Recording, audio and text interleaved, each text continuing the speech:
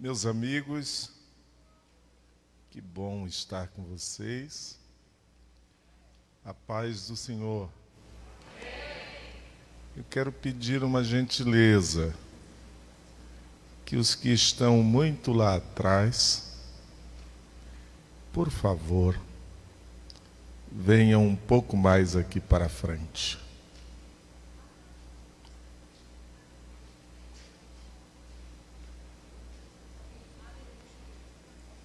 Tá ótimo, tá ótimo.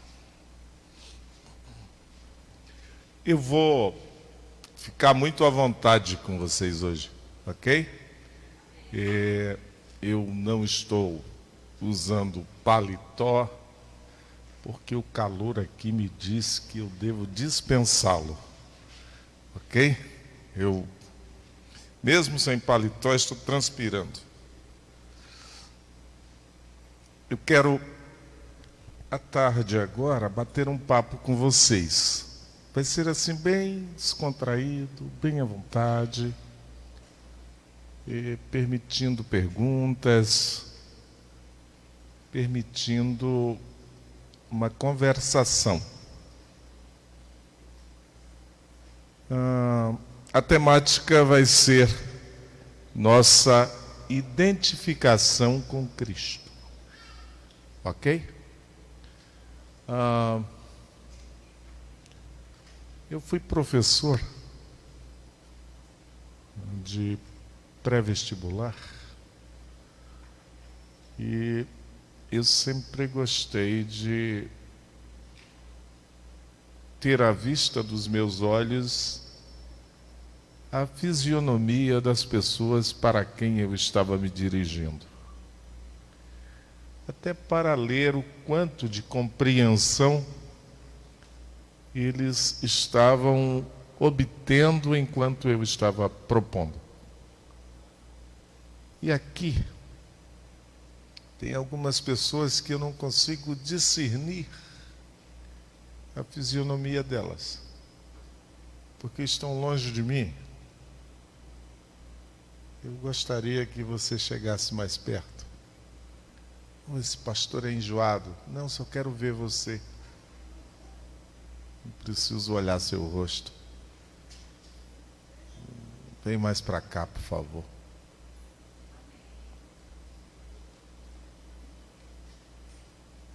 Muito bem.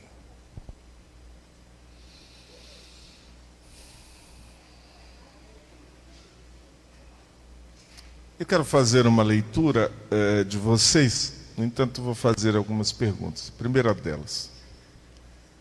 Quantos aqui ainda estão no ensino fundamental? Levanta a mão. Ensino fundamental. Quantos já estão no ensino médio? Levante a mão, ensino médio, assim, bem alto. Quantos já estão no ensino superior, acadêmico? Muito bem. Quantos não estão estudando? Levante a mão. Não estou estudando. Quantos pretendem começar?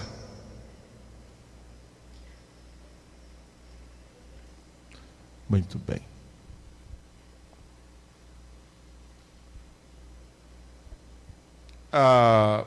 Aquilo que nós propomos como vida cristã nasce das páginas deste livro. Portanto, aquilo que se propõe como vida cristã não é produto da mente de alguém.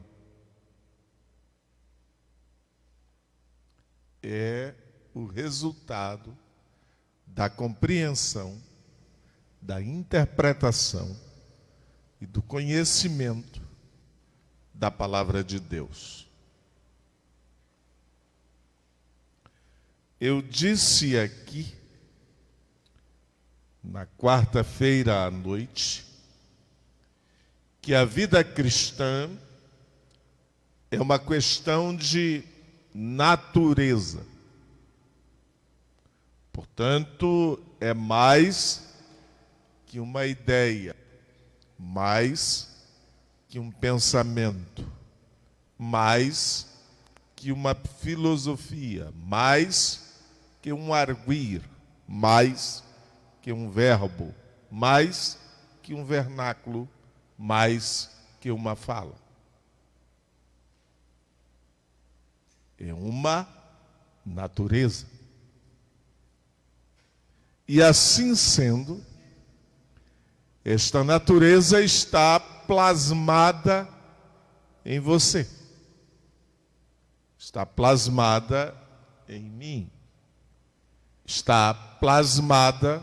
Quando eu uso a preposição em, eu estou implicando em uma relação interna, em Cristo. Cristo em mim e eu em Cristo em mim e eu em Cristo em mim e eu em Cristo. Eu continuo a primeira do singular, indicando a minha pessoalidade, mas em Cristo. Cristo continua sendo Cristo, mas em você. Percebeu?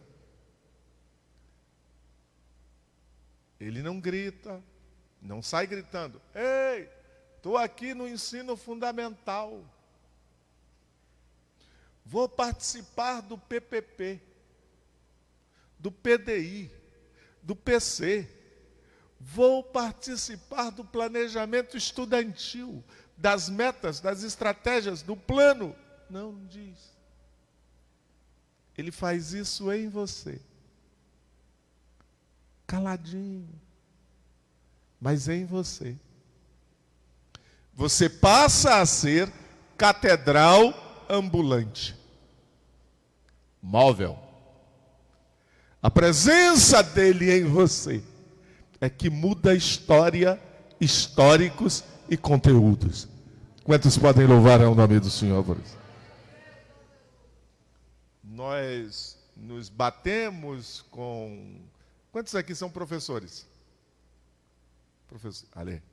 Nós nos batemos, eu fiz parte de comissões para discutir planejamento, estratégias e metas dos planos de educação do ensino fundamental, do ensino médio, das secretarias de educação dos nossos estados. Para que não fossem inseridos questões que a gente julgava não serem necessárias.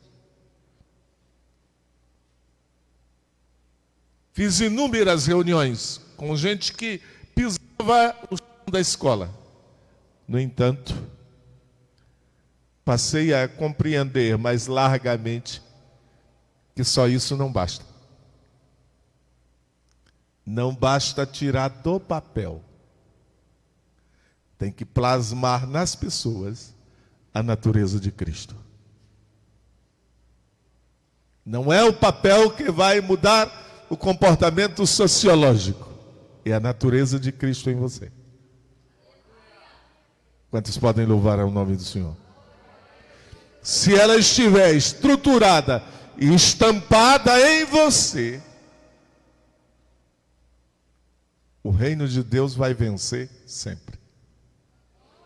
Vai ganhar sempre.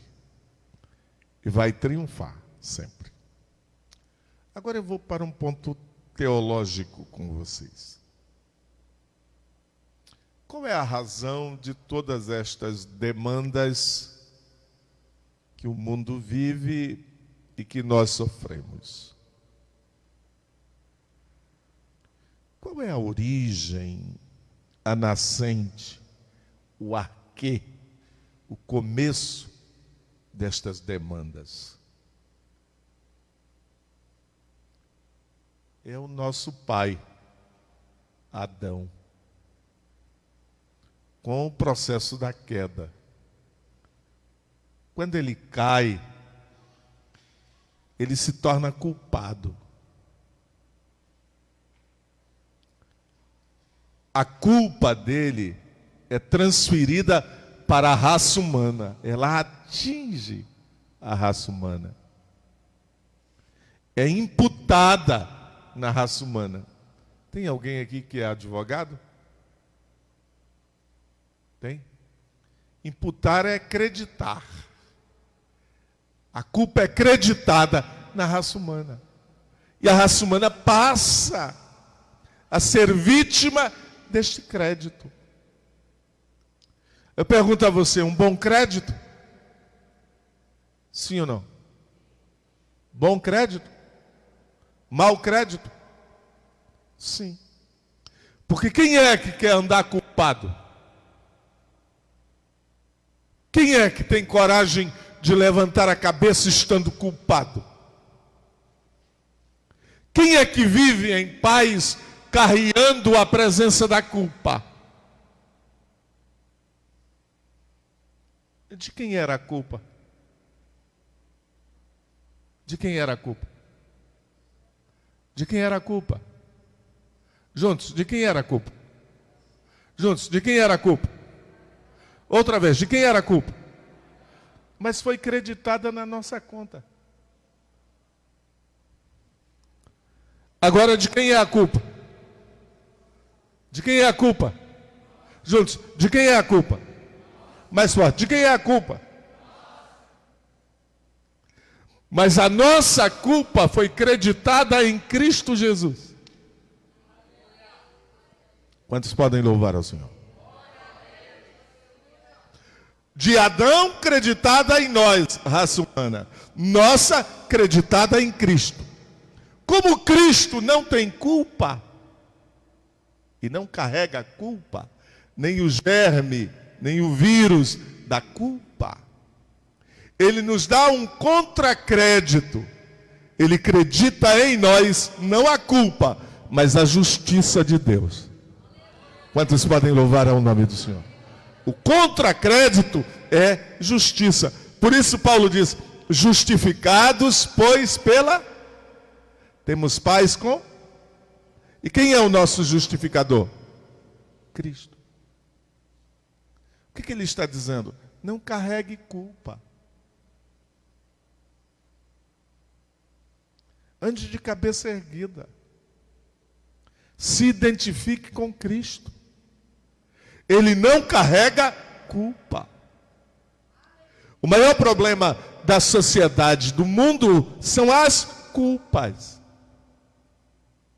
Culpas que são fomentadas, construídas na infância, na adolescência, na puberdade, na juventude, na fase adulta, e que vai carreada para a velhice. E Deus está dizendo, não carregue culpa, viva bem, viva em paz, viva de cabeça erguida, viva com os ombros erguidos, viva podendo olhar no rosto das pessoas, viva debaixo da graça e da misericórdia de Deus, mas não carregue culpas. Qual é o nome da culpa que te machuca? Que te silencia, que te cala, que te maltrata? Foi um relacionamento que não funcionou? Foi um projeto que deu errado? Foi uma propositura que você não alcançou? Foi um vestibular que você não passou? Foi a palavra de alguém dizendo que você não vai conseguir, que você não vai chegar, que você não vai alcançar, que você não é útil? É algum tipo de pressão, agressão, discussão, maltrato que te faz carregar essa culpa? Cristo Jesus está dizendo, acredita esta culpa na minha conta, e eu vou devolver justiça para você. Mas acredita a tua culpa na minha conta. Coloca a tua culpa na minha conta, se identifica comigo, participa da minha natureza, e a tua história vai mudar, e você vai ver como as coisas vão ficar diferentes.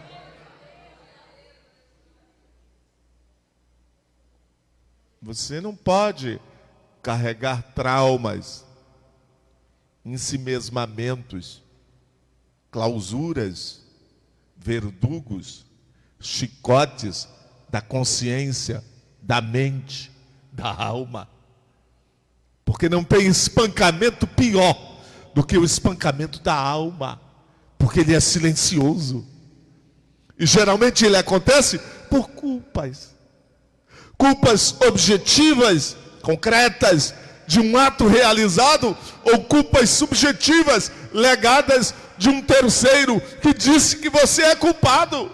E aí você disse, porque para mim nada dá certo, nada acontece, comigo tudo dá errado, eu não tenho perspectiva. E Jesus está dizendo, acredita aqui em mim a tua culpa. Eu quero mudar a tua história, eu quero justificar você. Quantos podem louvar ao nome do Senhor por isso? A gente precisa entender isso. Traumas, clausuras, cristalizações, dores, cirurgias, são decorrentes de culpas. Qual é a sua?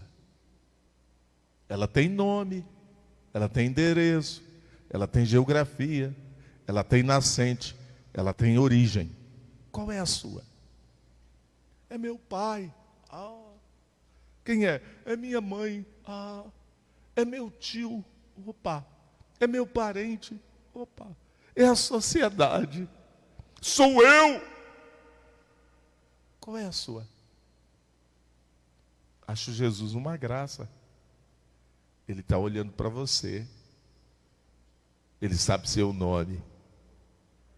E ele está dizendo para você, acredita aqui.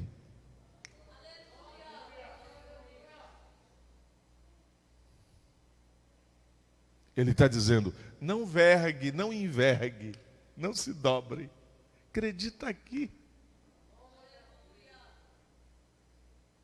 Desse processo, desse procedimento, decorre a ausência de credibilidade nossa em relação a Deus. Porque nós começamos a falar e Deus está dizendo, eu preciso resolver essa base. Eu preciso remover essa culpa. Com essa culpa, eu não posso fazer nada em você. Você carregando essa culpa, eu não posso construir em cima desta culpa. Eu não vou varrer culpa. Eu não trabalho com varreduras. Eu vou remover. Eis o Cordeiro de Deus que tira, que remove o pecado do mundo. Quantos podem louvar ao nome do Senhor por isso? Nosso grande problema é que às vezes a gente quer que o Senhor cubra a culpa. Cobre aqui, acomoda, dá um jeitinho, não mexe aí, porque se mexer aí, eu vou sentir tudo de novo, porque isso faz 20 anos, faz 10 anos, faz 15 anos, ninguém nunca mais mexeu nisso, deixa isso aí, esquece isso. Aí o Senhor vem e diz, eu não trabalho com esquecimento. Eu só trabalho com remoção. E quando eu removo para curar. Quantos podem louvar ao nome do Senhor? Tem um texto em Oséias que me chama a atenção muitíssimo. Numa expressão assim muito carinhosa, o Senhor diz assim, quando é um determinativo de tempo? Quando? Israel é o objeto direto que o tempo determina. Era do verbo ser. Aí a condição do que ele era? Menino. Quando Israel era? Era? Juntos, era? Juntos, era? Mais forte, era? Aí Deus diz, eu, na primeira do singular, o artigo masculino, amei, do verbo amar, no sentido aberto do verbo, na ação contínua. Eu o amei, indicando o passado. Eu o amei. Aí ele diz, e, abre com uma conjunção do, o genitivo de origem. Egito, o objeto que o genitivo destina.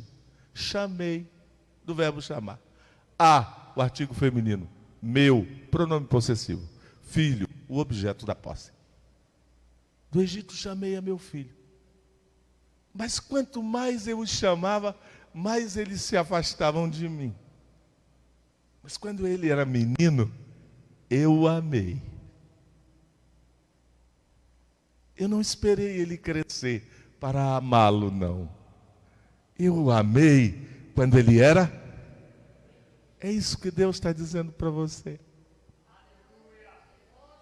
Quando você era menino, nem discernia as coisas, nem sabia da existência delas.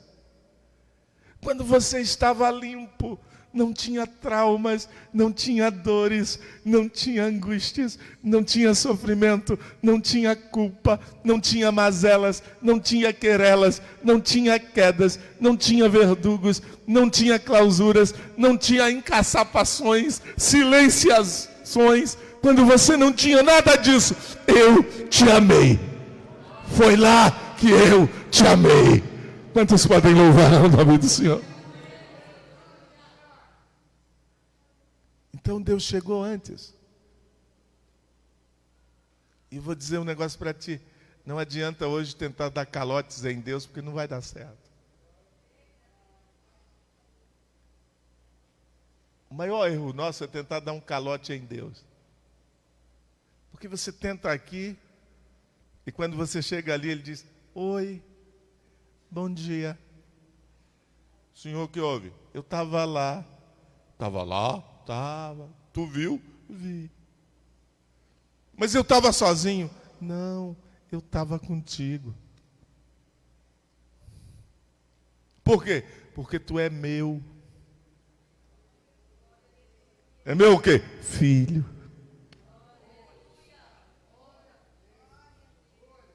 E ninguém vai matar a filiação que tu tens comigo. Tu vai continuar sendo meu filho. Porque Jesus carregou sua culpa.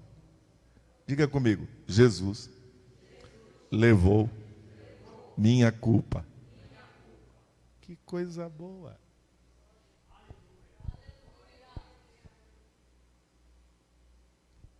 Pastor, eu estou aqui me modelando e me estruturando para não deixar esse argumento tanger minha consciência. Porque o senhor acaba de trabalhar um argumento que está abrindo em mim coisas que nem eu mais queria mexer. Não, não sou eu. Eu não conheço você. Quem conhece você é o bendito Espírito Santo.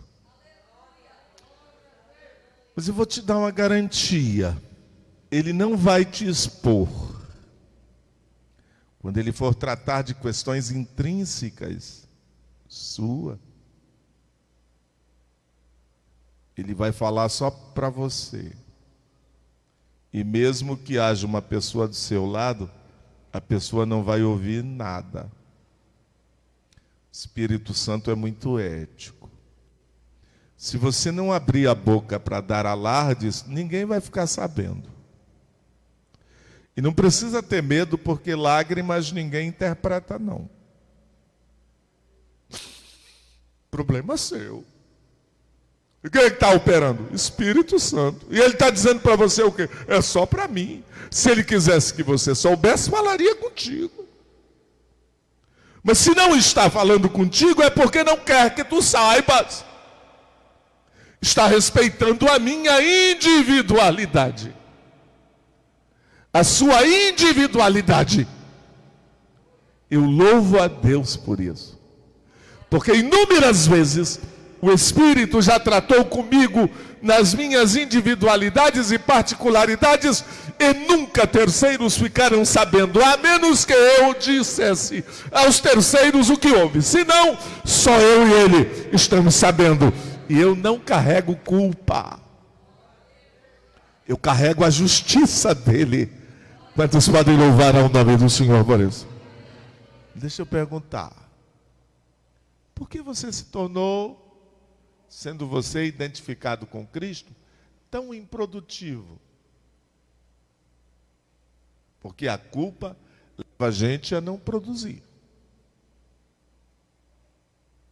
Por que a sua relação com a família endureceu tanto e entrou nesse processo de cristalização e você adoeceu e você perdeu o sorriso, ficou amargo, de cara feia, não tem prazer em viver, não curte nada, e Deus está dizendo: curta, cara, a vida é sua.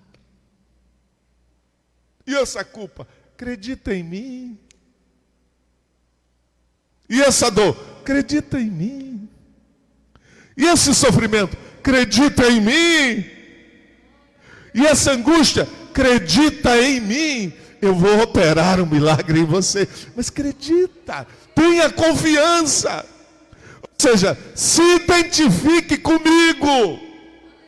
Estabeleça uma relação comigo. Quantos podem louvar ao Senhor por esta relação? Por que eu estou dizendo isso a vocês? Porque a juventude evangélica, nós, jovens, precisamos caminhar esse caminho, chefe, da nossa identificação, da nossa aproximação. Por quê? Porque a sociedade precisa de nós. Ou seja, médicos, advogados, engenheiros, professores, condutores, orientadores, profissionais liberais, gestores, estão todos aqui.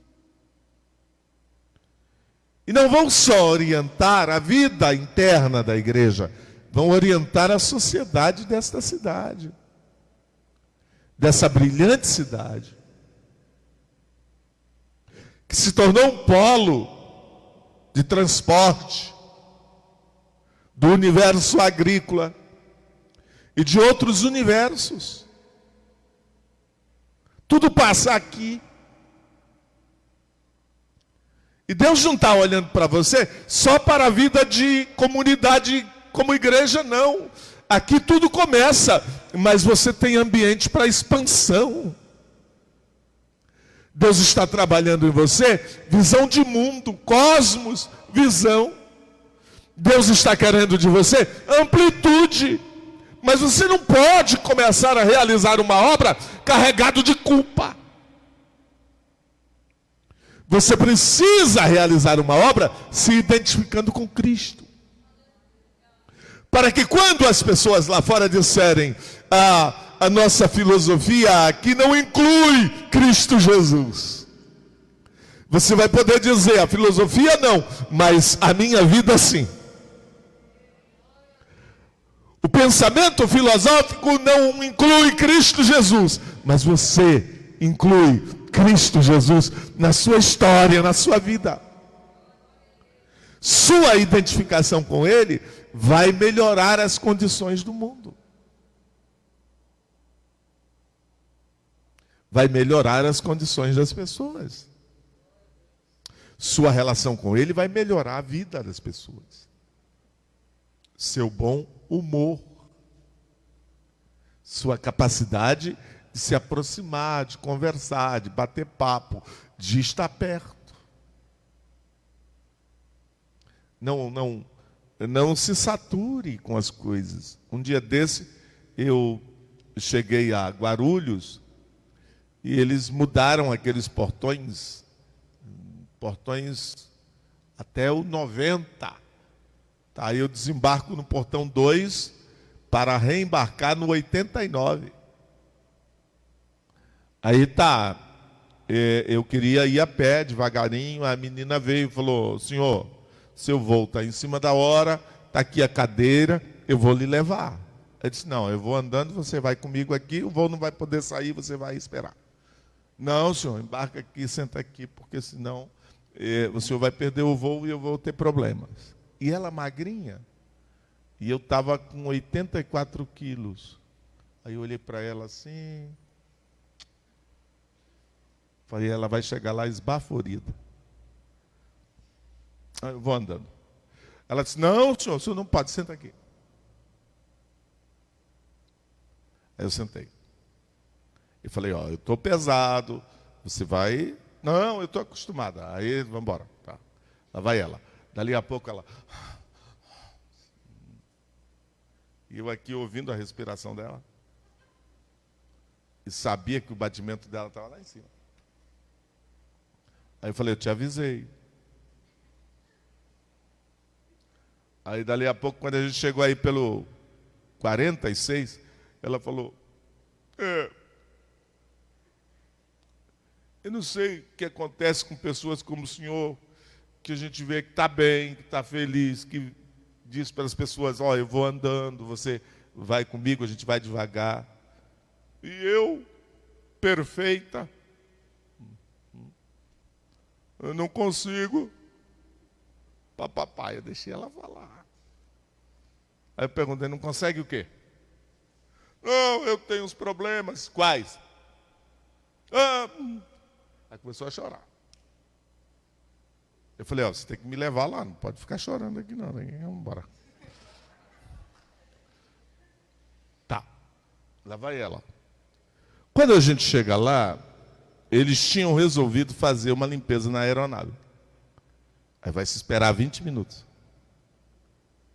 Aí ela, eu disse: senta aqui. Não, eu tenho que voltar. Eu disse: não, senta aí. Por quê? Eu vou dizer que você está me acompanhando. Se alguém chegar aqui e perguntar, eu digo que eu pedi para você me acompanhar. Ah, tudo bem, senta aí. Aí ela se assentou e disse: o que houve? Aí ela começou a falar. Aí ela falou: como é que o senhor pode ser feliz se o senhor não é perfeito? Primeiro, o conceito de perfeição dela está trocado. Está totalmente fora. Perfeição não é esse estereótipo. Não está aí. Perfeição tem uma outra via na visão de Deus. Ela não passa pelas estampas. Aí eu comecei a conversar, tá, até chegar em Jesus. Em 5 minutos eu fiz o trajeto. Tá. Cheguei em Jesus. Quando chegou em Jesus, ela falou: eu queria ser assim. Sim, perfeita? É, mas do jeito que o senhor é, alegre. Eu falei: olha, eu conheço uma pessoa. E aí falei de Jesus para ela. Ela está ali, não pode falar alto, tem que falar baixinho, e também não pode ficar chorando o tempo todo do meu lado, porque senão vai parecer aqui, né? Aí eu falei: seca esse rosto aí. Aí secou, tá. Aí terminei de falar de Jesus, fiz uma oração. Se eu vou falar umas palavras, você fica calada e tá. Peguei o número do telefone dela, fui embora. Dei meu número também. Uma semana depois ela me mandou um zap: senhor, eu fui na igreja. A igreja tal, no lugar tal. Eu vou mandar uma foto aí para o senhor da igreja. Será que essa é boa? Aí eu fui ver, lá em Guarulhos, a igreja do pastor Júlio, no bairro dos Pimentas. Aí eu disse: essa é boa, pode ficar aí. Tá. Aí falei com o pastor Júlio: cuida dessa menina. Aí ele discipulou, colocou uma equipe para discipular. Um dia desse eu chego em Guarulhos de novo, lá vem ela: ô pastor, quem falou para ti que eu sou pastor? Eu vi na live.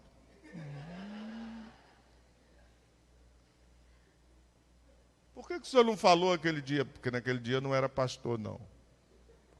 Naquele dia eu era um cara imperfeito que você estava levando. O que eu estou tentando dizer para você é que a sua identificação com Cristo está acima dessas convenções, desses protocolos, dessas coisinhas. Você é superior a isso. Você é cidadão dos céus. E você está aqui para mudar o histórico das pessoas. O seu valor também está nisto, mudar a história de pessoas na sua identificação com Cristo. É assim que Cristo Jesus se comporta diante da sociedade da sua época. Ele é capaz de atos dialogais, ele é capaz de bate-papos, ele é capaz de dizer para Zaqueu: "Ei, cara, desce." Sou eu? É, você mesmo. E aí? Ele é capaz de se autoconvidar e dizer: "Hoje me convém." Imagine um cara que você nunca viu chegar perto de você e dizer: "Hoje me convém ir dormir na tua casa." Você vai dizer o que para ele? "Na minha casa não. Não te convido aí." É assim ou não é? Aí Jesus diz: "Hoje me convém ir dormir na tua casa." Jesus tem essa liberdade, tem essa acessibilidade, tem esse comportamento. Ele resolve se autoconvidar para entrar na tua casa. E ele já entrou na tua casa e na minha casa. Quantos podem louvar ao Senhor? Ele já está na nossa casa. Agora, nós precisamos nos identificar com Ele. Agora vamos para um outro ponto. É um ponto que eu quero tratar com vocês com bastante calma. Mudança de paradigma social. Ou seja, mudança na forma de pensar. Quando eu cheguei aqui, o jovem estava dizendo da necessidade de preservar as nossas raízes. Diga comigo, raiz. Hoje há uns conceitos que estão em evidência, em cujos conceitos se diz: "Eu sou um crente raiz." Esses conceitos lá pelo sul, a molecada está usando. Molecada no bom sentido, né? A meninada. Sou um crente raiz, ou seja, eu tenho história no meu pai, na minha mãe, no meu avô, na minha avó, nas gerações anteriores. Está ali o pastor, está ali a filha dele, está ali a família dele. Tá. Tem história nele. Está aqui o pastor Washington, a família dele tem história nele. Mas como é que a gente vai preservar essa raiz? Faça assim. Mais alto a mão de vocês, assim, aberto. Isso, aberto. Aqui dentro tem uma linha de tempo e espaço. Sim ou não? Tempo e espaço. Sim ou não? Juntos, tempo e espaço. Sim ou não? Tá. A fé que habitou em tua avó, depois habitou em tua mãe, e agora habita em ti. Opa! Essa fé fez um trânsito. Ela habitou em tua avó, ela habitou em tua mãe, e hoje ela habita juntos, Fé no Novo Testamento não é esse negócio da língua portuguesa de positivo e negativo. Eu creio, não creio. Fé no Novo Testamento é pistes, é convicção. Essa convicção é inabalável e inegociável. Ela habitou, habitar do verbo haver. Ela residiu, ela morou em tua avó, ela morou em tua mãe e ela mora em ti. Opa!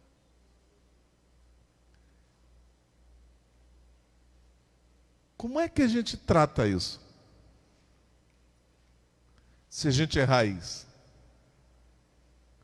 Que construção nós estamos fazendo? Se hoje os métodos, os mecanismos e as tecnologias estão aí todas a nosso favor, mas se nós não soubermos usar, elas serão contra nós. Pergunto, sim ou não? Tecnologias, metodologias, todas ao nosso favor. Eu estou sempre com o pastor e ele está me dando atenção, toda a atenção, e cuidando muito bem da gente. E a gente vem conversando uma série de assuntos e de falas sobre questões diversas e sempre tocando nas questões da tecnologia. A tecnologia é para ser usada por nós. A tecnologia não é para a gente fazer como na geração minha, eu tenho 54 anos, e na geração do pastor Washington, se fez com a questão da televisão. Quando a nossa geração e uma antes de nós disse que televisão era do diabo. E o diabo foi lá e se apropriou. Do ponto de vista de que hoje, se você quiser fazer um mercado desse, o valor é lá em cima. E além disso, essa proposta de televisão já está ultrapassada. A tecnologia atual é para ser usada por nós. Nós precisamos ocupá-la. Mas ocupá-la com conteúdos que falem da fé que habita em ti. Que falem da postura que você tem. Que falem da conduta que você tem e do Cristo com o qual você se identifica. A tecnologia à nossa disposição não é para disseminar assuntos que não louvem a Deus, mas é para disseminar conteúdos que louvem a Deus. Nós estamos numa avalanche de pensamentos, em cujos pensamentos há uma desconstrução do divino, sempre direcionado para deificar, potencializar e assoberbar de poder o humano, dizendo que todas as perspectivas e esperanças agora residem no homem. E Deus não vai fazer nada. Quem vai te resolver são as pessoas. Mas você sabe que há questões na vida que só Deus resolve. Ou você não sabe? Você sabe que há momentos na vida que ou Deus atua com misericórdia, ou você está terminado, está acabado. Mas o seu Deus quer manter esse pensamento firme, de que Ele é Senhor da sua vida. E Ele quer alcançar outras pessoas, mas através da sua identificação com Ele. A identificação pela fé. Diga comigo, identificação pela fé. Outra vez, identificação pela fé. O que é a fé? É a convicção. Convicção inegociável. O pastor está me fazendo uma proposta de ir para Alenquer de lancha. E eu estou dizendo para ele que não. Aí ele falou, é tranquilo. Esse tranquilo é a saída. Depois tem 2 horas aí de tranquilo. Ó. Certo? Mas tranquilo para ele que está acostumado a navegar. Tranquilo para ele que está acostumado a fazer esse trânsito. E pode ser tranquilo para mim. Mas eu não tenho esse hábito. Eu não tenho esse hábito desse meio elegante e maravilhoso de transporte. Então eu tenho temores por não ter o hábito. A fé como convicção joga fora o medo, o temor. Você não tem mais medo de perder nada. Você sabe que vai ganhar. Você está convicto. você sabe que Deus está com você. Você sabe que não mudará os parâmetros, porque Deus está na sua história. E você sabe que vai chegar. Mas deixa eu te perguntar, qual é a sua convicção? Você tem medo do quê? Onde é que está o seu parâmetro de segurança? A outra questão nessa via de pensamento é a seguinte: na nossa identificação com Cristo, nós não podemos nos deixar influenciar por pensamentos que neguem a realidade de Deus.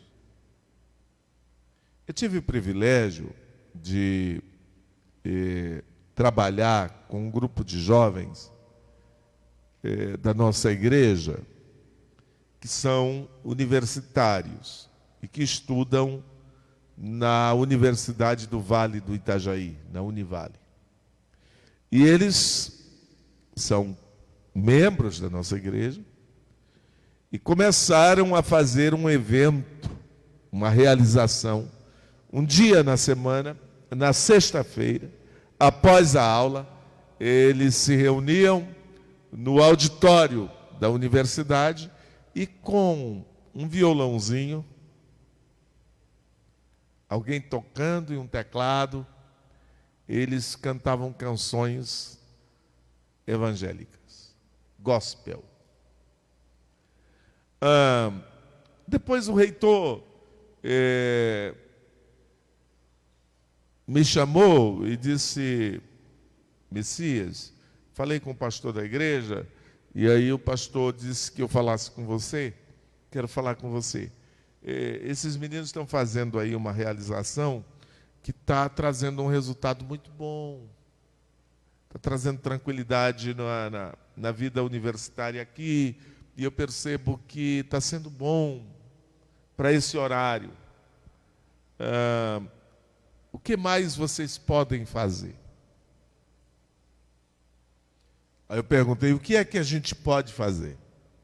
Aí ele falou: não pode pregar religião aqui, porque o Estado é laico. Eu disse: tudo bem. Mas o que mais que a gente pode fazer? Não, qualquer outra coisa menos fazer essas proclamações de religião. Tá bom. Aí os meninos continuaram cantando, eu fui acompanhando, fui orientando. O auditório primeiro tinha 40 pessoas. Foi aumentando para 100, para 200, para 300, para 400, para 500, até o auditório não caber mais. Universitários que vinham apenas para ouvir aquela música. E aí eu achei um negócio interessante, porque a grande maioria não era evangélica. Mas aí eu dizia: gente, vamos, num momento assim de reflexão, celebrar. Aí eu falava sobre a canção. Essa canção tem a ver com essa natureza. E importava para cá. Mas não levava esse livro para não parecer que eu estava, Não levava, não. Em celulose, não levava, não. Levava aqui.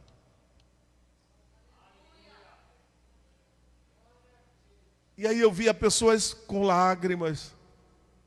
E a última conversa que eu fiz com o reitor foi: Messias, a incidência de drogas diminuiu. A incidência de suicídio diminuiu. A incidência de pessoas se cortando, se retalhando, diminuiu. Vocês estão fazendo o quê? Por enquanto só cantando. Não, mas é aquelas falas que você faz sobre aquelas poesias. Está surtindo efeito. Fala mais. Aí eu chamei os meninos e pedi para eles ensaiarem letras que estejam em textos sagrados. E eles começaram a ensaiar e eu comecei a repetir os textos. O resultado que a gente tem hoje é excelente.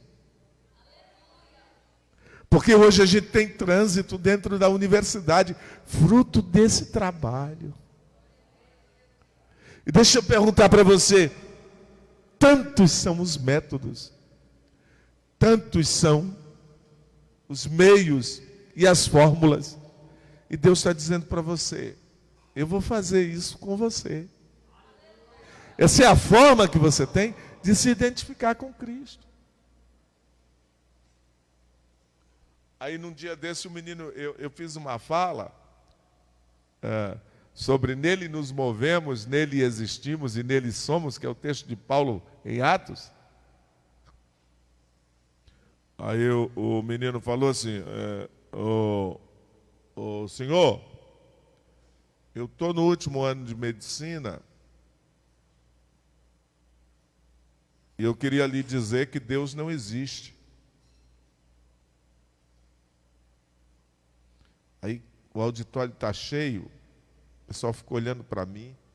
Aí eu disse para ele, seu nome? Aí ele falou o nome. Eu disse, parabéns, você é um cara inteligente. Aí ele, de fato Deus não existe. Aí ele olhou para todo mundo assim. Eu disse, olha, Deus é, quem existe é você. A existência tem começo, meio e fim. Deus é sempre. Estado perene. Ele é. Esse negócio de colocar Deus na existência. Deus é. O texto grego define Deus como Theos eimi, o ser que é. Existência é minha e sua. Ela tem um começo, ela tem meio e ela tem fim. Deus é.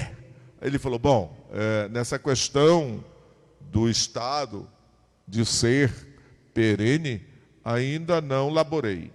Ele disse, está convidado a laborar. Ele falou, isso é muito filosófico. Eu disse, é uma boa praia. Aí ele foi, mergulhou nesses conceitos e voltou e falou para mim, eu fui ler sobre essa questão e minha cabeça está me dando um baile. No quê? Porque eu não acho o começo desse cara. E se eu não acho o começo, também não acho o fim. Eu disse, ele não tem começo. Ele é causa e nunca foi causado. Ele é em si mesmo. É aqui que a gente não consegue elaborar se a mente não estiver canalizada em Deus. E por que eu não consigo entender? Porque você é finito, você começa do arquê. Você é agente do arquê, do bereshit, do começo.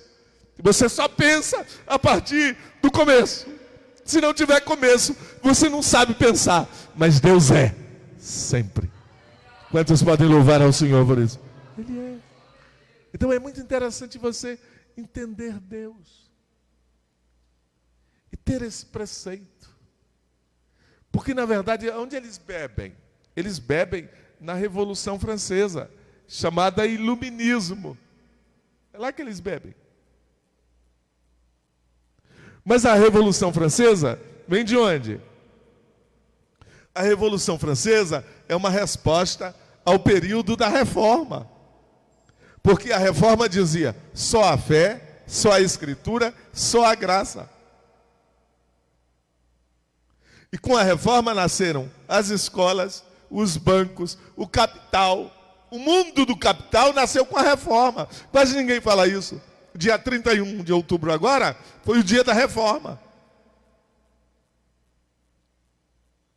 Quando você fala em Estados Unidos, produto da Reforma. Quando você fala em Inglaterra, produto da Reforma. Quando você fala em outros países de visão capitalista, produto da Reforma. Quando você fala em escolas, começou com a Reforma. Lutero criou comandos de escolas em vilas e vilarejos para que todos tivessem acesso ao saber. Só que quase ninguém diz isso. E o mundo se tornou pujante, cresceu, se desenvolveu, chegou a um nível altíssimo. Aí, chegado um tempo, por falta de fomento, por falta de investimento, se abandonou esse princípio, só a fé, só a Escritura, e se começou a praticar outros comportamentos. Aí veio o iluminismo dizendo: nem a fé, nem a Escritura, nem a graça, agora só a razão. E o racionalismo chegou. E o racionalismo tentou negar a fé. Tentou dizer que não precisava crer. E o resultado é o que está aí. Ou seja, a onda ateísta crescendo. Só que eu rio muito quando um cara chega para mim e diz: eu sou ateu. Opa! Até para ser ateu ele tem que ter fé. Porque ele precisa crer que é. Essa é a primeira coisa. O cara, para ser ateu, tem que ter fé. Ele tem que crer que é ateu. A segunda coisa, ele tem que negar. Eu vou perguntar: a inexistência precisa de negação? Algo que não existe precisa de negação? Sim ou não? Não. Como é que ele nega o que não existe?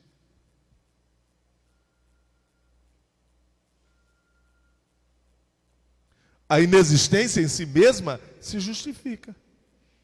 Ela não precisa de negação. Quando eu nego, a negação só pode ocorrer de um ente positivo. Se não for um ente positivo, não há por que negar, porque não existe, em si mesmo está abstraído e justificado pela inexistência. Quando eu nego, estou dizendo: eu quero negar porque pode ser. Aí o cara diz: eu nego. Aí Deus chega nele, lá dentro, no ser essente, e diz: bom dia. Ele: eu te nego. Aí Deus: como vai? Eu nego. Aí quando ele está morrendo, diz: Deus me socorre. Ah, você negou?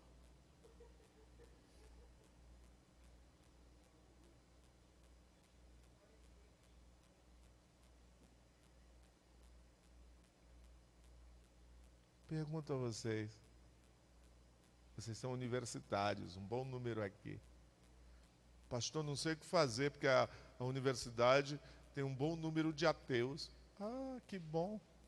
Que campo fértil para você proclamar evangelho. Com o seu comportamento. Com a sua forma de vida. Eu tenho uma dezena e meia de amigos que se dizem ateu. Amigos universitários, acadêmicos. Aqui não sei, mas Santa Catarina, como vocês têm peixe aqui, esses peixes maravilhosos aí, da água doce, eu estou dizendo maravilhosos porque eu já experimentei um bom número deles. Então, já posso dizer. A gente tem lá no sul os cafés, por causa do frio. Aí a gente tem um café acadêmico, ou seja, um ambiente onde os acadêmicos se reúnem para bater papo. Eu sou pastor, aí eu vou para lá tomar café.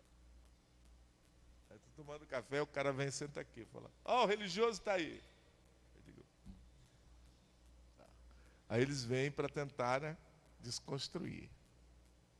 Aí eles abrem falando de N filosofias, Karl Marx, Michel Foucault,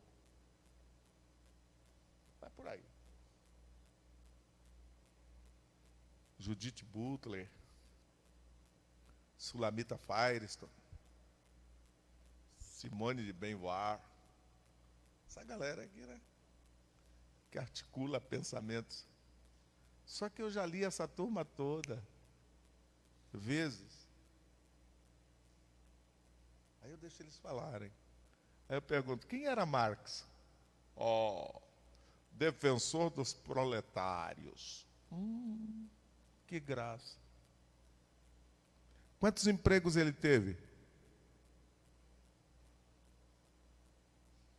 Você sabe? Já disseram para você? Ele nunca ficou empregado. Quem sustentava ele? O sindicato. E ele era o quê? Burguês. Enganando quem? Proletários. Já leu isso? Ou não, não leu isso? Tem que ler. Aí eles, não vai dar certo não, pastor, que não vai dar certo. Ah, não vai. É só tocar nisso. A gente faz a fala, argumenta. É tão interessante isso, porque daí no outro café ela vem ele com um livro desse tamanho. Aí bota em cima da mesa. Está aqui, pastor. Se eu já li, cara. Quantas vezes? 10 vezes esse negócio aí. Abre a página tal. Aí, tá assim, assim, assim. Ah! Fecha.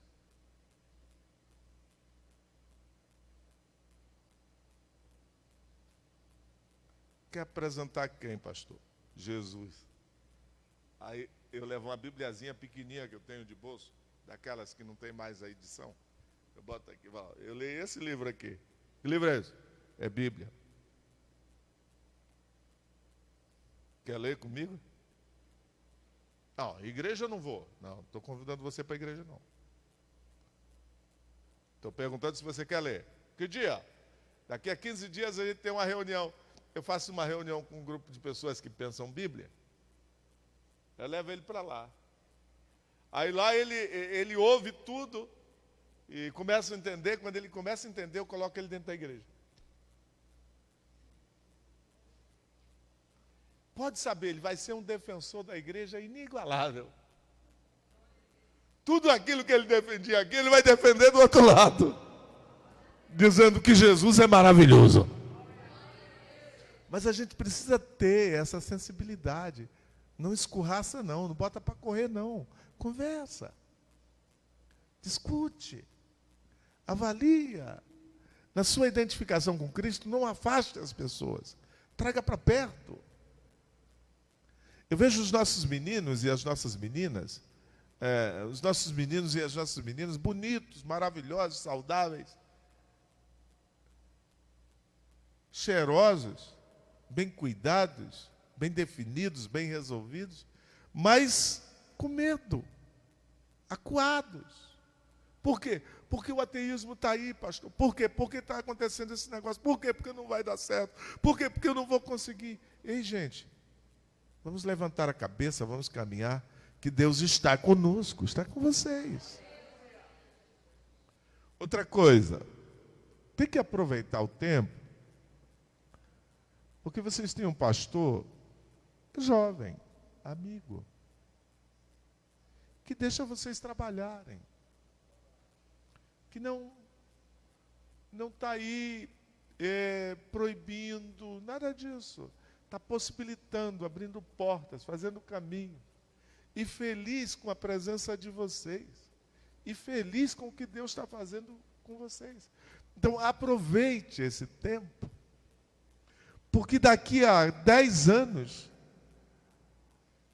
o peso desta igreja já estará recaindo sobre os ombros de vocês. Mas a base de vocês é aqui, é hoje, é já. Nessa identificação com Cristo. Não deixe a sua fé, a sua convicção, a sua raiz se perder. Mantenha a sua raiz. E mantenha o nome do teu Deus em alta. E o teu Deus vai continuar te honrando. Ok? Eu agora abro uma oportunidade. Alguma pergunta?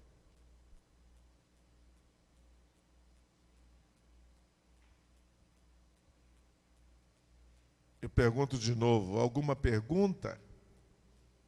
Ah, pastor, eu tenho vergonha do quê? De falar. Ah, que graça a você. Pergunto de novo. Alguma pergunta?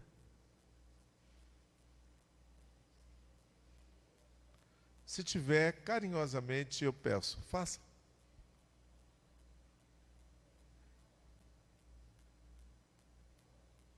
Alguma coisa que você quisesse saber, que você quisesse perguntar, dentro dessa via de pensamento, alguma pergunta?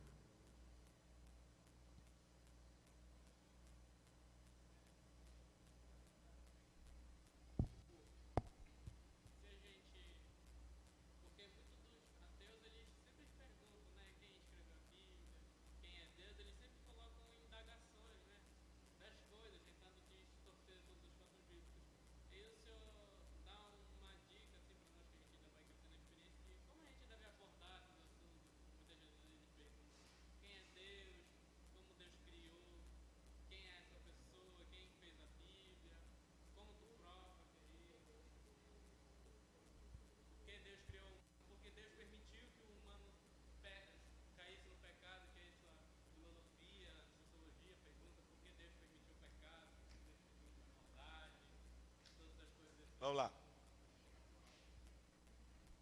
Primeira coisa. Quando Deus fez o homem, o fez com aquilo que a gente mais defende hoje, a liberdade.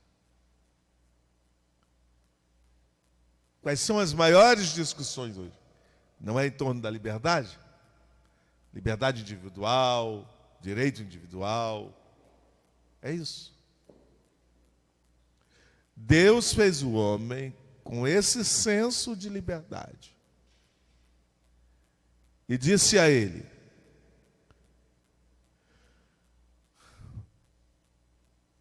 dessa aqui não comerás. Só dessa aqui. De tudo mais, você pode comer. E você tem a liberdade de comer. Dessa aqui não comerás, não apenas porque eu estou te proibindo. Eu não estou te proibindo, eu estou te avisando. Porque se você dela comer, você morre. E eu não quero que você morra. Então não coma. Um pai que diz isso a um filho, está proibindo? Vamos raciocinar? Um pai que diz isso a um filho, está proibindo? Está proibindo? Está prevenindo? Sim ou não? Esse pai quer ou não quer o bem desse filho? Sim ou não? Juntos, sim ou não? Foi isso que Deus fez. No entanto, não impediu ele de comer. Por causa do arbítrio e da liberdade. Apenas Deus avisou e deu a ele o senso de responsabilidade. Eu vou perguntar. Em algum lugar aqui tem uma BR muito movimentada, por caminhões e tudo mais.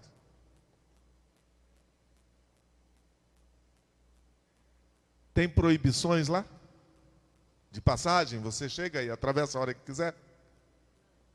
Sim ou não? Por que você não passa?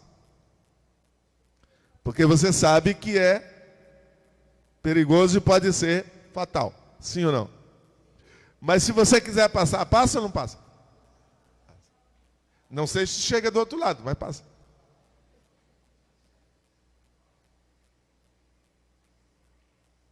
Mas você sabe que não. Sim ou não?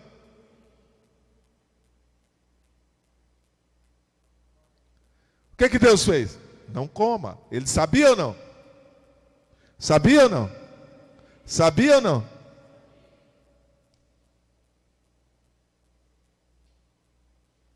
No dia em que você comer, você morre.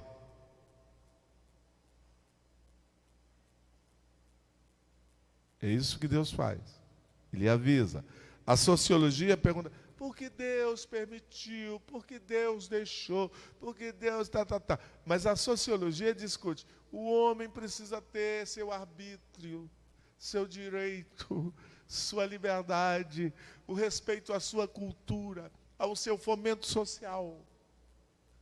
Está lá. Nas entranhas da construção sociológica. Aquilo que eles defendem é o que Deus deu ao homem. E o homem não soube, com responsabilidade, responder. Tá, essa é uma questão. Outra questão. Deus sempre quis se relacionar com o homem. E fez todos os meios e métodos e caminhos para isso. E na relação que estabeleceu com homens, inspirou estes homens para escrever este livro. Portanto, este livro é um livro totalmente inspirado por Deus. A palavra inspirar vem do grego soprar. Esse livro foi soprado por Deus. Homens soprados por Deus falaram, escreveram esse livro.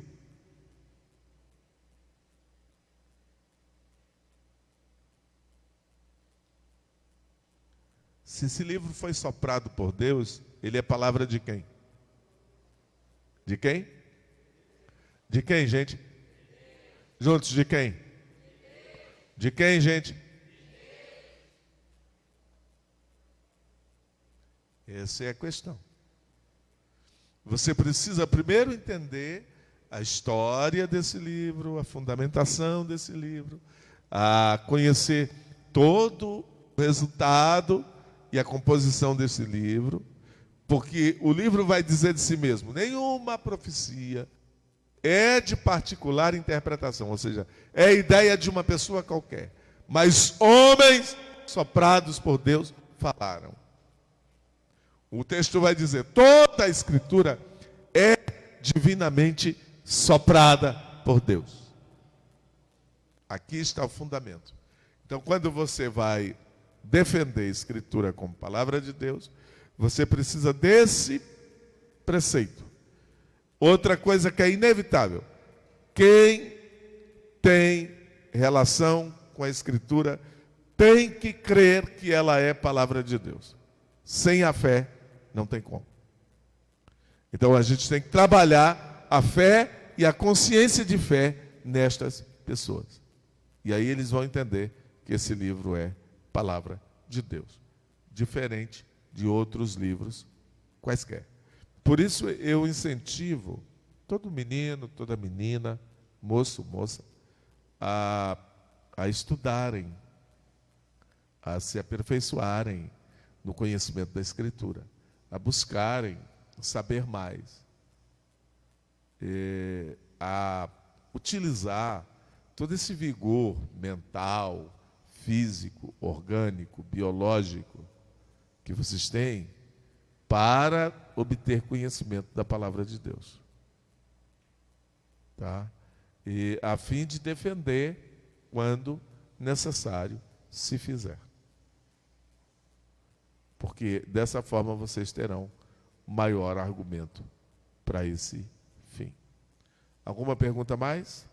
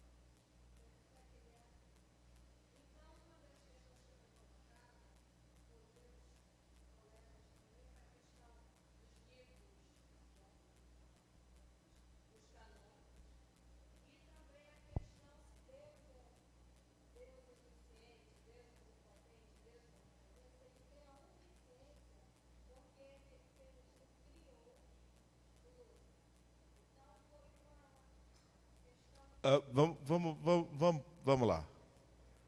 Lúcifer. Essa palavra Lúcifer significa o detentor da luz. Deus criou aquele ser que detém a luz.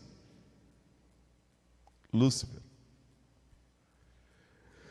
Deus não criou o diabo. Deus criou Lúcifer, o detentor da luz. Lúcifer se tornou Satanás. E eu vou dizer por quê. Digamos que isso aqui é bem. Diga comigo, bem. Portanto, aqui está o conceito do bem. Preste bem atenção nisso que eu vou dizer, para você não confundir depois. Aqui está o conceito do bem. Qual é o nome disso aqui? Bem. O bem está concretamente estabelecido. O bem existe. Eu sou um ser inteligente, dotado de conhecimento, de intelecto, de razão, de inteligência e de discernimento. Eu sei que isso aqui é bem. Isso aqui é a totalidade da criação do universo, de tudo que existe. Bem. Em potência, em ação, em realização.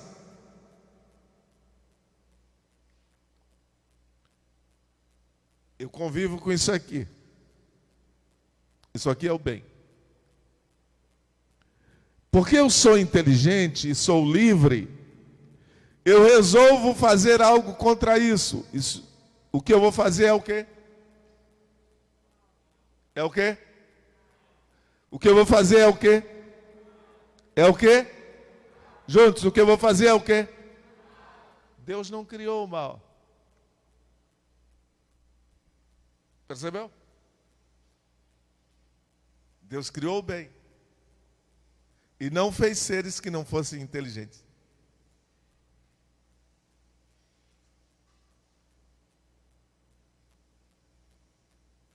Mal se estabeleceu na ação de Lúcifer contra Deus.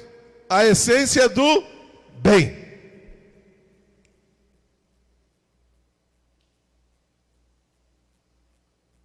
Onde é que a nossa cabeça claudica? Quando a gente tenta arrumar um criador para o mal. E a gente não lê a antítese do bem. Ou seja, como Lúcifer era um ser inteligente, ele resolveu, por causa do poder que tinha, chegar a ser igual a Deus. Porque ele era inteligente e livre. Eu vou ser igual a Deus. Eu vou estabelecer meu trono no lugar santo onde Deus habita.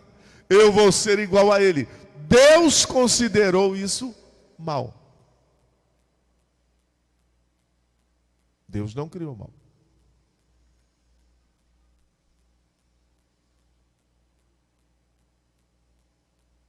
Porque Deus é luz e não há nele trevas.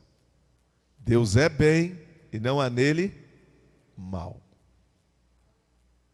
Certo?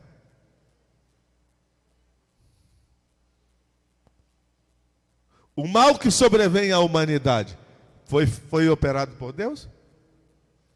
A morte é uma ação de Deus? Não, é um resultado da queda. Portanto, da falta de responsabilidade de Adão.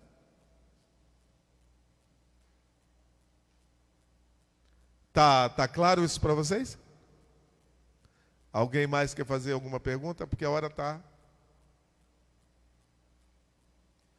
caminhando aí. Eu vou até 5:30 com vocês. Alguma pergunta mais?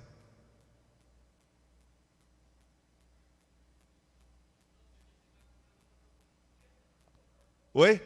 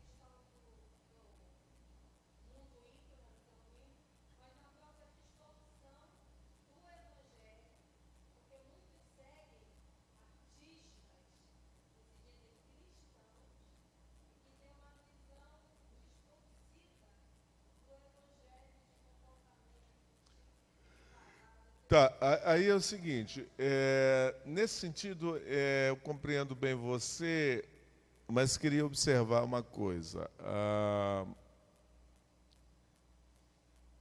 Há uma tendência que ocorre de 3 em 3 anos, de 5 em 5 anos no mundo,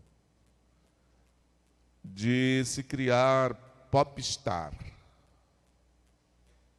O cara é um popstar, o cara é um fenômeno na rede, o cara tem 1 milhão de seguidores, o cara tem 2 milhões de seguidores, o cara é coach, trabalha com treinamento.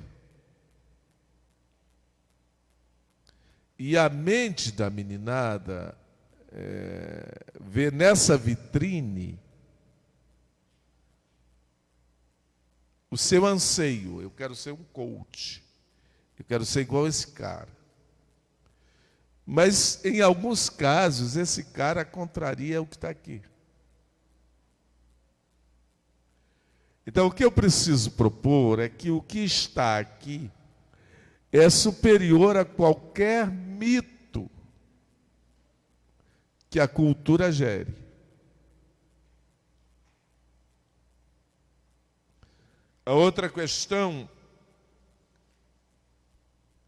é que eu preciso colocar nesse aparelhinho e nas mídias sociais que esse aparelho verte conteúdos interessantes, que sejam capazes de chamar a atenção. Nosso grande problema é que nós trabalhamos já há 109 anos monólogo. Mas o mundo é um mundo de rede.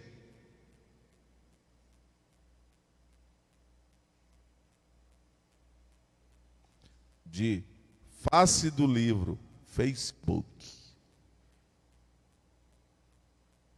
De YouTube. De outras mídias, de Instagram, de Twitter.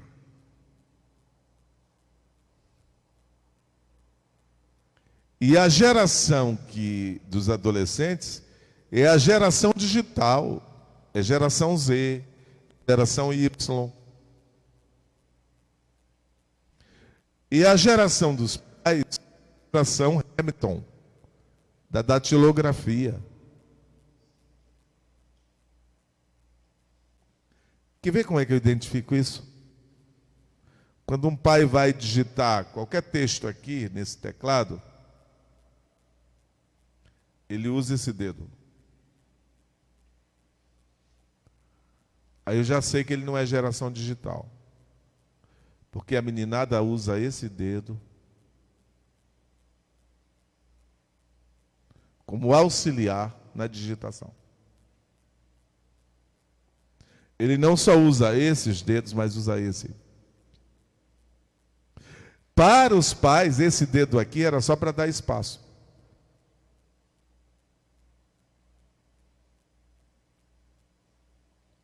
Então, por aí você canaliza a distância. Então, a gente precisa, para os adolescentes, colocar aqui, nessa mídia, algum conteúdo que leve eles a se interessar.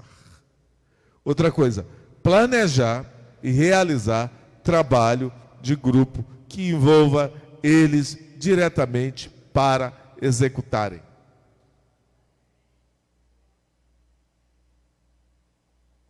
Porque se eles estiverem envolvidos na execução desses trabalhos, você terá o esmero, a dedicação e o resultado que eles produzem. Ao contrário, eles vão ocupar a mente com outras coisas. Porque esse mercado aqui é sem filtro. E os popstar que estão nas mídias sociais, a maioria deles, mesmo evangélicos, não tem princípio bíblico. Ok?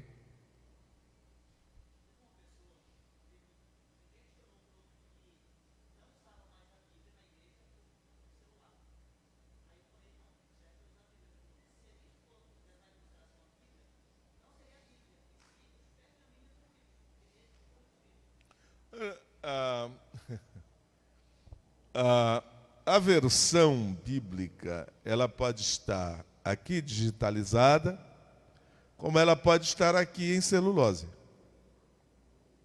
Eu prefiro essa, porque minha geração tem o hábito com essa aqui. Mas eu já fui à reunião de adolescentes, e não poucos, onde todas as versões estavam aqui. Não altera o valor nem a autoridade. Mas para mim, eu estava com uma dessa. Só eu. Mas eu tenho a versão aqui.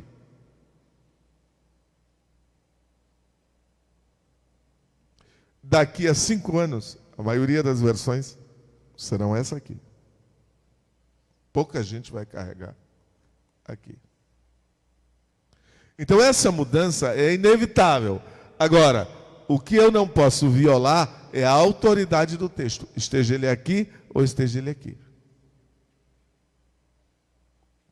Porque o que eu tenho aqui como proposta é uma tradição de comportamento. Eu gosto dessa aqui.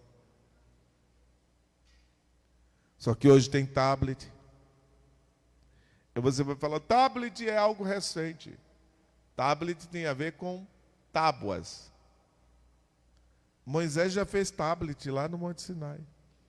Tábuas de pedra. Aí a gente quer. Já escreveu em tábuas de pedra.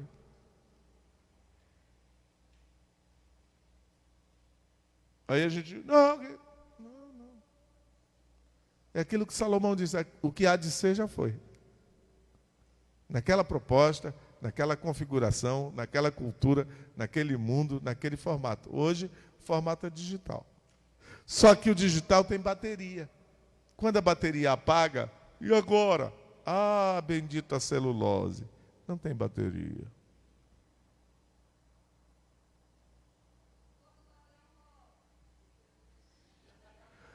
Quando o ladrão rouba o digital, eu escondi a tua palavra no meu, aí o ladrão não rouba.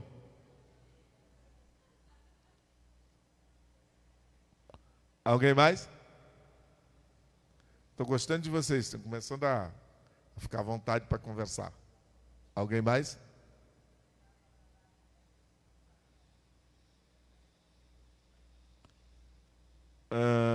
Gente, eu vou encerrar se não tiver alguém mais.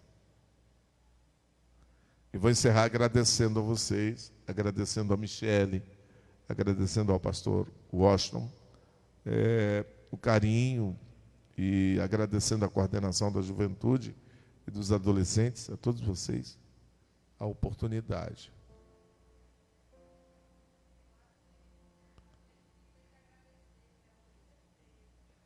E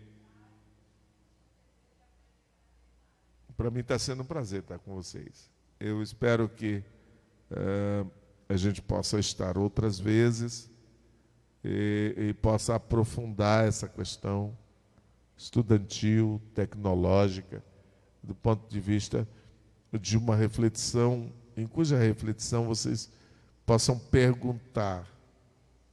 Eu gosto muito desse feedback, desse retorno. Quando alguém pergunta, quando alguém quer saber, quando alguém expõe sua dúvida, porque a gente precisa operar esse novo método, até para entender quanto de compreensão se obteve. Tá? Faço mais uma vez a pergunta, alguém mais?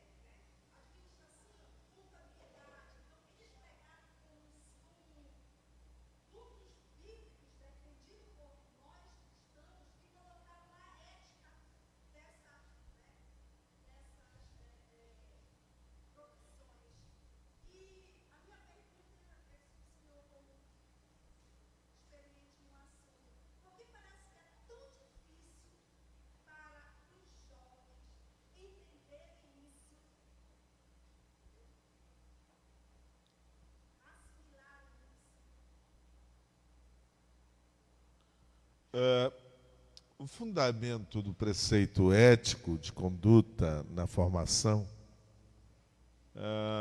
ele passa pelo preceito bíblico, porque o decálogo é um princípio ético fundamentado na Bíblia.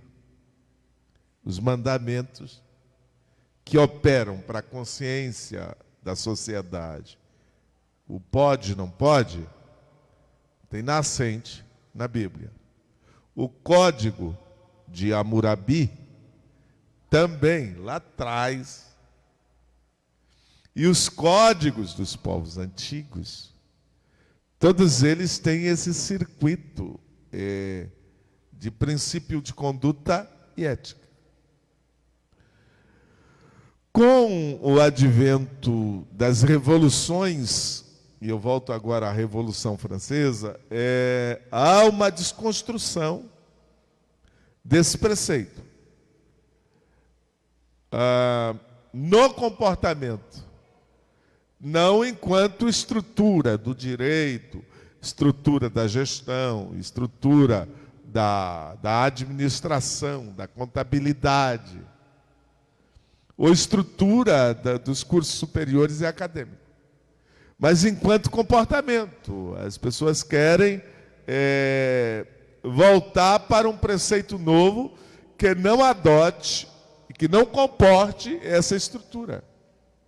Porque eles dizem que essa estrutura, além de ser patriarcal, ela é moralista.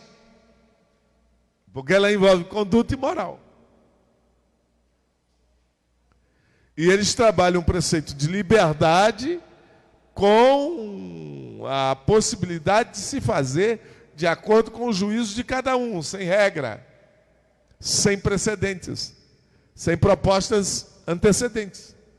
Ou seja, não seguir nenhum padrão, nenhum paradigma. Construir a partir da sua sociedade e da sua compreensão. É isso que se chama novo construto social. Então, é por isso que o jovem tem essa dificuldade, porque ele vai para a universidade e o preceito que você defende é contestado lá. Porque ele parece patriarcalista. Ele parece ente de mando. Ele parece escravator. Ele parece ente de domínio. E, na verdade, não é. Ele é um ente de instrução para a condução. Mas, no segmento universitário, está sendo abordado como ente de domínio. Você não precisa ficar embaixo de canga. Você não deve satisfação a ninguém. Você é livre, você faz, você acontece. É a partir daí que eles estão pensando. Então, é por isso que o jovem, em dado momento, ele contrapõe, ele contradita, ele diz que não, porque ele está sendo fomentado com outro princípio que se está estabelecendo nele como padrão. Não deixa de ser uma dominação num sistema novo, numa vertente nova. Porque não há como conduzir pessoas sem que ele tenha uma nova esfera de conduta basilada no que se está propondo. Entendeu? Então, o jovem tem essa dificuldade hoje de compreensão. E depois a outra questão é que os pais praticamente estão longe do mundo acadêmico, enquanto os filhos estão no mundo acadêmico. Aí eles relativizam o teu argumento. Quando eu não relativizava o argumento do meu pai, da minha mãe.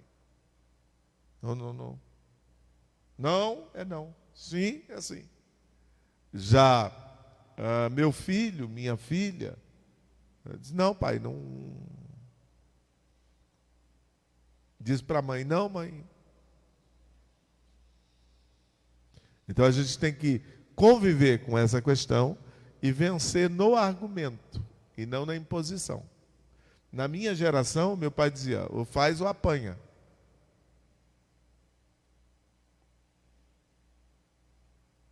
Pergunta, era assim ou não era?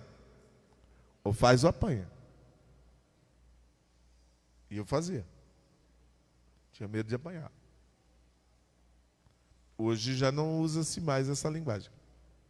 Então é nesse sentido que a gente caminha. Vamos fechar os nossos olhos, agradecer a Deus Quero agradecer por vocês aqui e assentado mesmo, até para proceder diferente. Pai, nós te louvamos, nós te agradecemos e nós te bendizemos por todos os favores advindos da tua misericórdia e da tua mão. Continua conosco, nos prosperando, nos abençoando. E que todos estes jovens que aqui estiveram, que aqui participaram, que aqui falaram, e todas essas pessoas que aqui questionaram, tenham sanado as suas dúvidas e tenham resolvido suas dificuldades imediatas diante desta palavra e deste aferidor.